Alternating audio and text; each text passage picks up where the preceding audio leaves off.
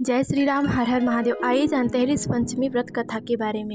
विदर्भ देश में उतंक नामक एक ब्राह्मण रहा करते थे। उनकी एक पत्नी भी थी जिनका नाम सुशीला था। वह अपने नाम की तरह ही सुशील और पतिव्रता स्त्री थी।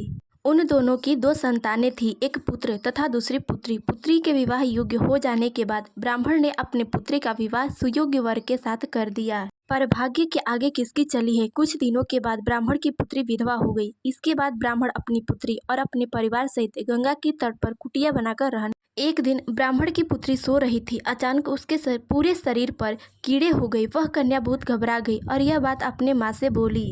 तब माँ अपने पति से बोली, मेरी साध्वी कन्या की यह गति होने का क्या कारण है। तब वह ब्राह्मण अपनी साधना शक्ति द्वारा पता कर बताए कि पूर्व जन्म में हमारी पुत्री एक ब्राह्मणी थी तथा इसने रजस्वला होते हुए भी अर्थात मासिक धर्म में रहते हुए भी बर्तन छू दिए थे। यानी कि जो स्त्री मासिक धर्म में होती है उसे जिस भी कार्य के लिए मना किया गया है वह सारे कार्य इसने किए थे, भोजन बनाना, बर्तन धोना इत्यादि। तथा इस जन्म में भी हमारी पुत्री ने ऋष पंचमी का व्रत नहीं किया है। यह उसी का परिणाम है कि इसके शरीर में कीड़े पड़ गए हैं।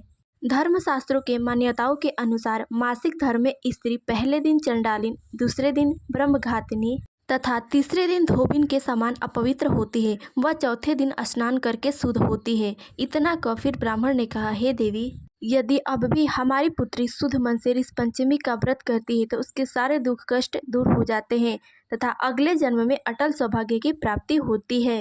तब पिता की आज्ञा मानकर ब्राह्मण की पुत्री ने विधि पूर्वक नियमों द्वारा शुद्ध मन से इस पंचमी का व्रत एवं पूजन किया तथा कथा सुनी। व्रत के प्रभाव से वह सारे दुखों तथा सारे कष्टों से मुक्त हो गई। साथ ही उसे अगले जन्म में अटल सौभाग्य सहित अक्षय सुखों का भोग मिला। तो यह थी ऋष पंचमी व्रत कथा तथा इसकी महत्ता। इस वीडियो में इतना ही। मिलते अगले वीडियो में, तब तक के लिए जय श्री राम, हर हर महादेव।